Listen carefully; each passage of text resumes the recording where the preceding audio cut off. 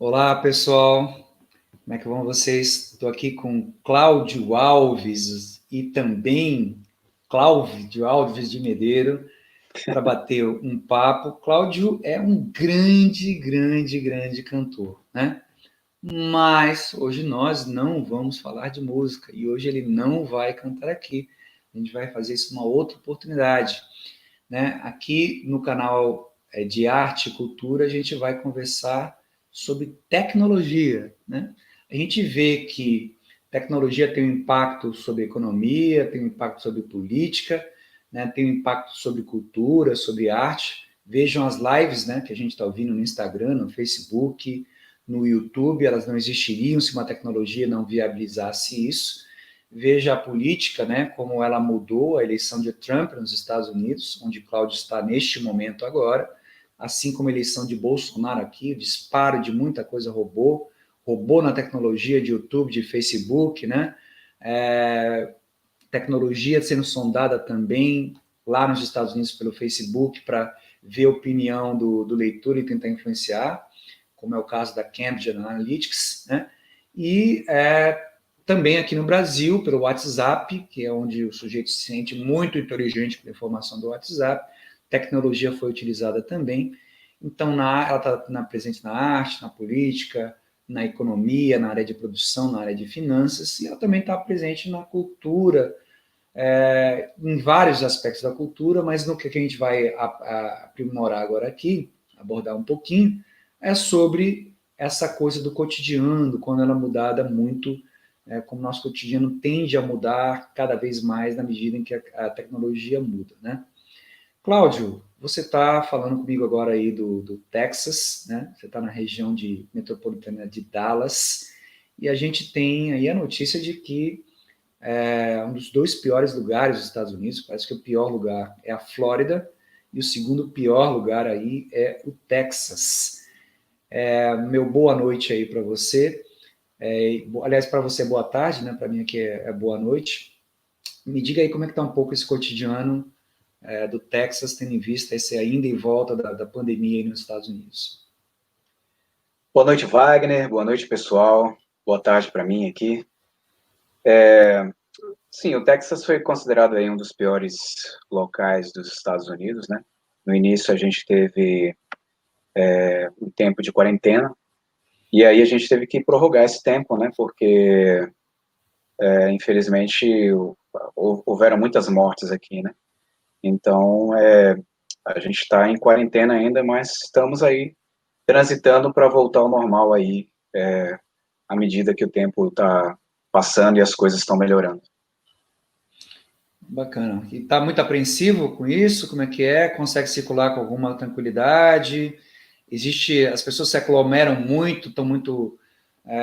Há preocupação com aglomeração, as pessoas têm cuidado assim, em espaços urbanos e comércio, como é que está isso? Aqui tem uma consciência muito forte sobre isso. As pessoas saem na rua, usam máscaras, né? Não deixam você entrar em um local se você não estiver usando máscara, entendeu? Existe uma consciência assim muito forte sobre isso e as pessoas estão se esforçando para isso, né? Evitando contatos, os restaurantes no início não estavam atendendo as pessoas, né, em loco, estavam fazendo só entregas, aí agora começaram a abrir parcialmente, só para você ter uma ideia, né? Supermercados, tudo. Então, assim, existe sim uma consciência, digamos assim, sobre isso, né? Geral. Que bom, né? Mas aí então, se é assim, eu fui me perguntando por que exatamente a Flórida e a Califórnia são dois lugares que estão tendo problemas de recontágio aí muito grande nos Estados Unidos. Você tem uma ideia por que estaria acontecendo aí? Não, não Na sei. sua visão? Eu sei que a Flórida e a Califórnia ficaram entre os piores locais e justamente porque você tem muita gente vindo de fora, né? Na Flórida, pessoal, centro da América Latina, digamos aí, Uhum. Miami e tal, e no caso da Capital da Califórnia, América Latina. É a pois Flórida mesmo, infelizmente. e talvez no caso da Califórnia, né, no Vale do Silício, tem muita gente também de fora, né? Uhum. Então, o vírus não escolhe classe social nem nada, né? Então, como tem muita gente que viaja, né, naquele local ali para fora, então provavelmente deve ser por isso. Né? Você está falando da Califórnia, que é o último lugar que você morou, e daqui a pouco a gente vai passar um vídeo da nossa conversa sobre a Califórnia, né? Mas a Califórnia, como eles achavam que o perigo vinha da China, os Estados Unidos fechou a Califórnia e abriu Nova York. E aí, aquele mundo que aconteceu em Nova York, e foi mortal, né? Foi o grau de a ponto de estar 100% lá, ocupado o leito, vi Marinha tentar e deu problema lá com a Marinha. Mas aí a Califórnia, agora que abriu, a Califórnia hoje está pior do que Nova York, né? Então tem Flórida e Texas como dois lugares terríveis do ponto de vista americano, que é o lugar que mais apresenta contágio. Na minha opinião, parece mais contágio porque faz mais testes, né? Se fizesse mais testes no Brasil e no México, talvez o Brasil certamente superaria, a esse momento já superaria, agora em agosto, já superaria os Estados Unidos, né? Mas a Califórnia está complicado. Muito bem, meu querido, né? E nessa conversa toda, deixa eu apresentar o Cláudio. Além de ser um grande cantor, Cláudio é também um grande desenhista, desde pequeno, né? Desenhava muito bem, tinha um talento para arte, coisa que a gente vai explorar também numa segunda ocasião. Mas esse talento para a arte ele o levou a trabalhar se formar na área de arquitetura e depois também de trabalhar com a parte de engenharia. Ele é um coordenador de um projeto aeronáutico desenvolvido, que iniciou com engenheiros aqui do Brasil, mas que aos poucos foi ganhando uma conexão com americanos, alguns brasileiros que estão nos Estados Unidos e outros americanos ali. E a gente vai ter essa conversa, né, sobre esse mundo aeronáutico e como ele vem mudando, né, a realidade do povo. Vários artistas, esse que é um canal que trata muito com artistas, né, e vários artistas têm, na verdade, influenciado isso, né? Alguns deles são mais visíveis, por exemplo, o Bruce Dickinson, que é o vocalista do Iron Maiden, aquele grupo de heavy metal, ele viaja dirigindo seu próprio jumbo, que traz todo o equipamento de viagem para grandes shows, né? Os operários, os assistentes de palco, os músicos viajam junto com ele, né? E não fariam isso se ele não soubesse pilotar direito. Ele pousa nos lugares da América do Sul, Europa, Ásia, ele mesmo pilotando as coisas todas. Mas teve uma outra figura também do mundo da arte, um ator, mas também considerado inicialmente como um dançarino, que é o John Travolta, que explodiu né, com a trilha sonora do Bee Gees ainda nos anos 70, né? Passou um ostracismo nos anos 80, e nos anos 90 ele foi tirado do ostracismo com o filme do Quentin Tarantino, né, que era o Pulp Fiction.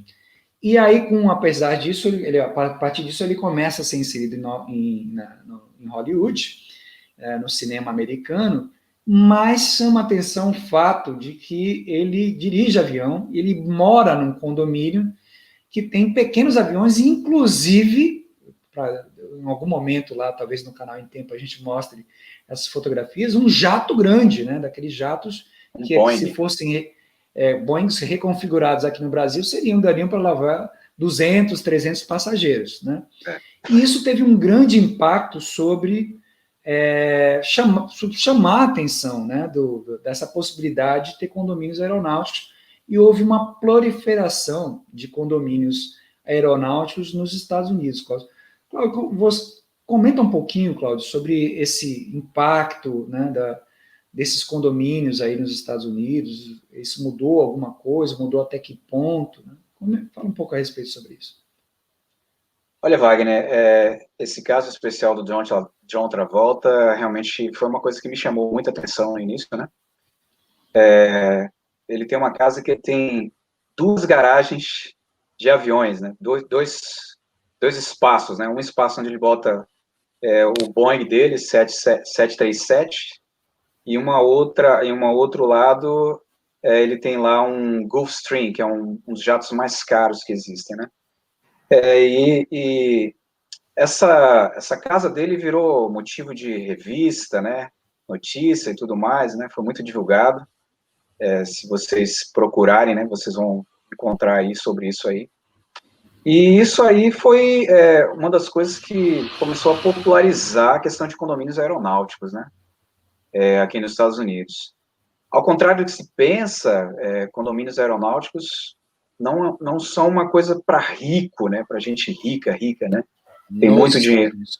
Nos Estados Unidos. No Brasil, a gente tem alguns condomínios aeronáuticos, mas para classe altíssima, né? Digamos assim. Né? Isso não é muito comum, né? Mas nos Estados Unidos, realmente, aqui, pelo que eu sei, existem mais de 5.000 condomínios aeronáuticos.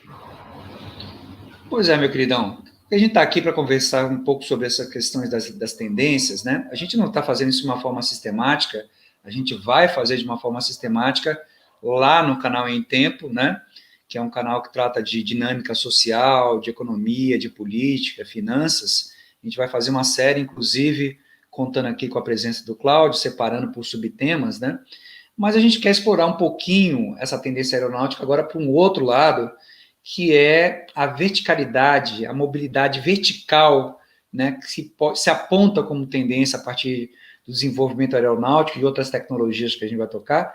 E nós vamos utilizar um vídeo do próprio Cláudio, né, produzido por uma equipe dele, onde conta com ele. E vamos tocar aqui a nosso.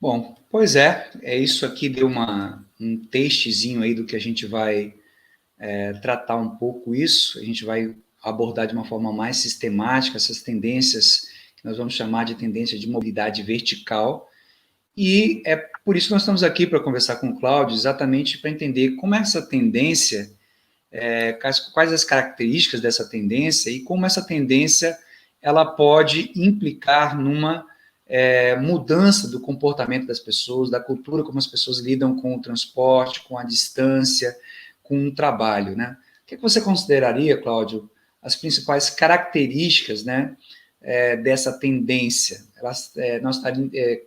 Uma vez que isso vingasse, né, que a mobilidade vertical se mostrasse cada vez mais presente, para que tipo de mundo nós estaríamos caminhando em espaços urbanos?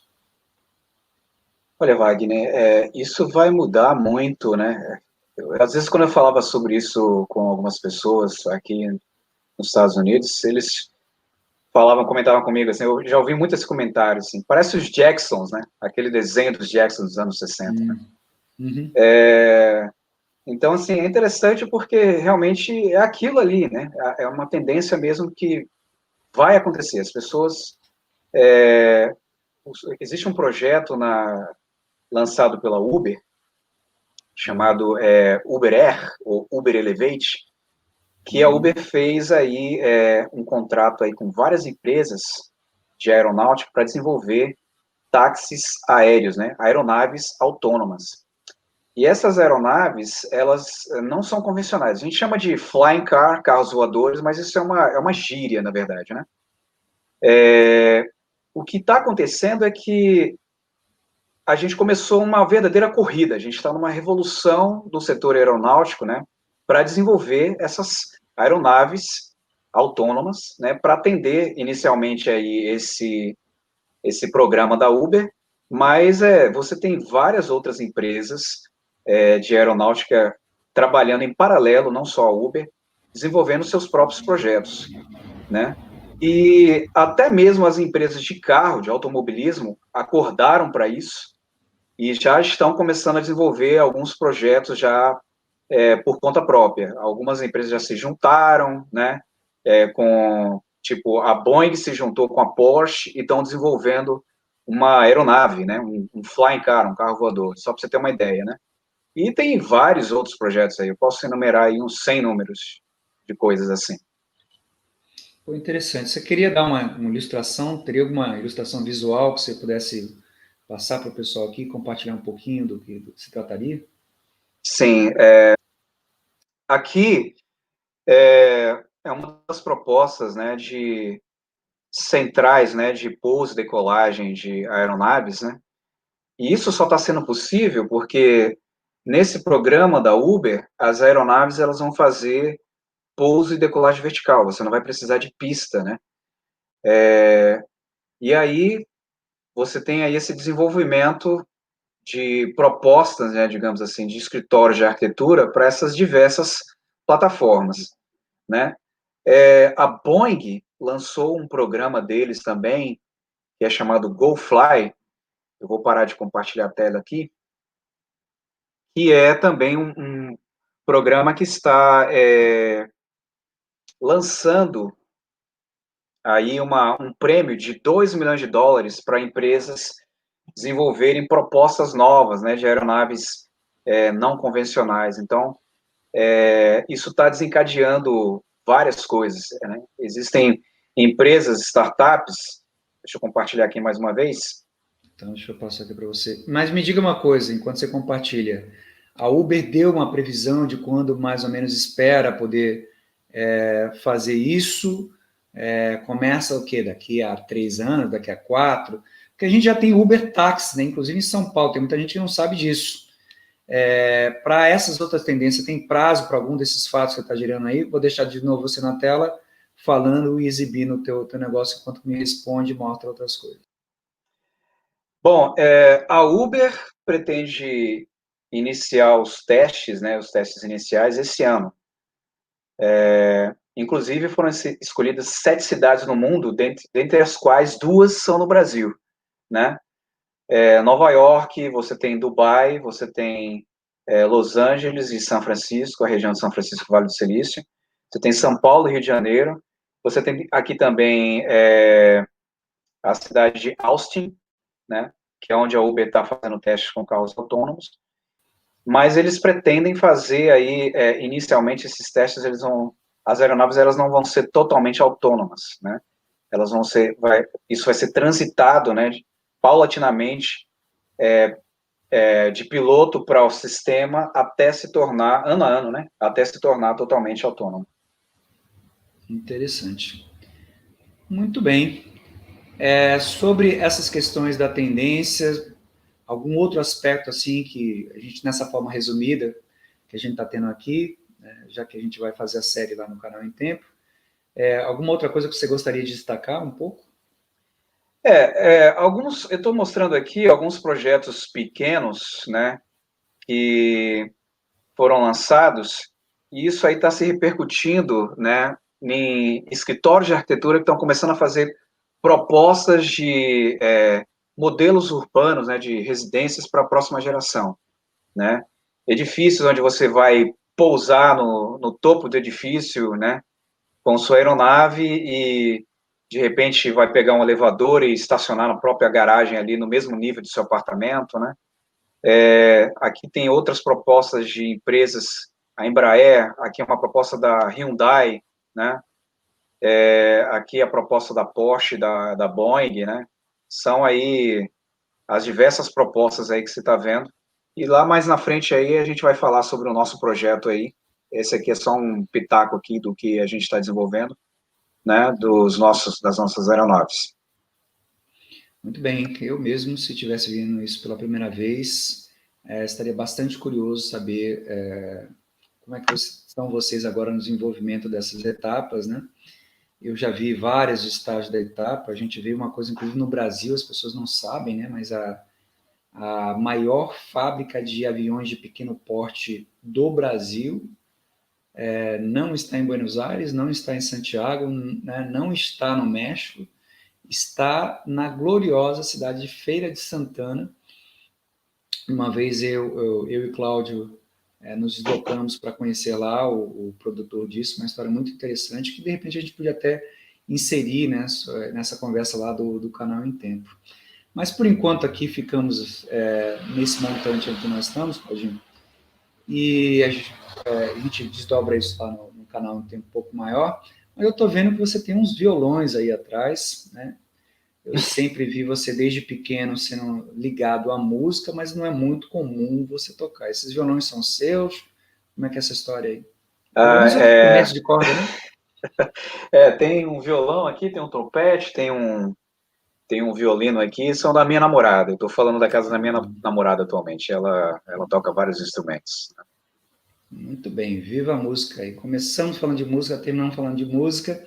E quem sabe, ó, no dia que você vier aqui para a gente cantar alguma coisa, não possa fazer uma apresentação com ela ou gravar algumas coisas com ela também, ou ela mesmo gravando, ela e você, e a gente bate um papo nesse sentido. Quem Bem, sabe? por aqui e por hoje, né, vamos terminando a nossa conversa.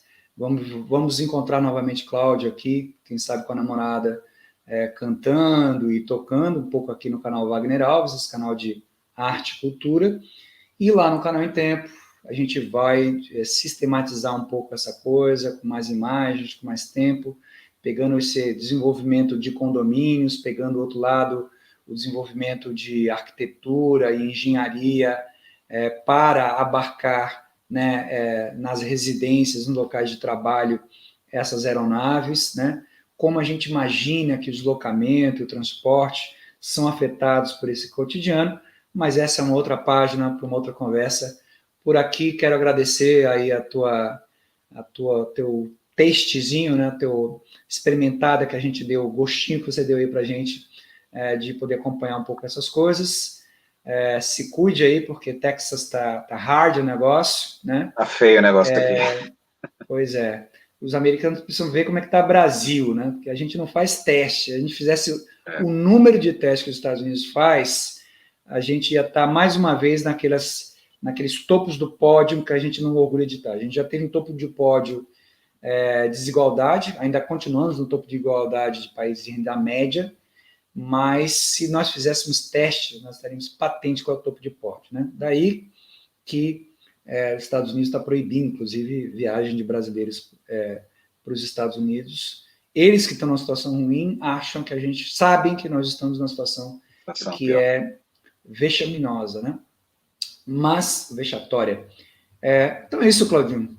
Valeu aí o papo, valeu a conversa e lhe aguardo para outras, hein? Estamos aí. Na próxima entrevista aí no Canal em Tempo, né? Eu vou compartilhar aí mais algumas coisas, falar sobre algumas discussões, né? As discussões sobre aeronaves autônomas, né? Que isso aí é uma discussão séria, né? Sobre isso aí. Ou seja, o Tesla do mercado aéreo, não é isso? Exatamente. Então, a gente vai aprofundar um pouquinho aí nesse assunto aí. Bom ponto. Mas aqui neste canal, na hora que você voltar, eu quero que você volte cantando. E agora que a gente sabe que tem uma namorada que é instrumentista também, que volte cantando e tocando e tudo mais. No mais, aquele beijo no coração. Até a próxima, até outras. Um abraço. Um abraço. Até mais.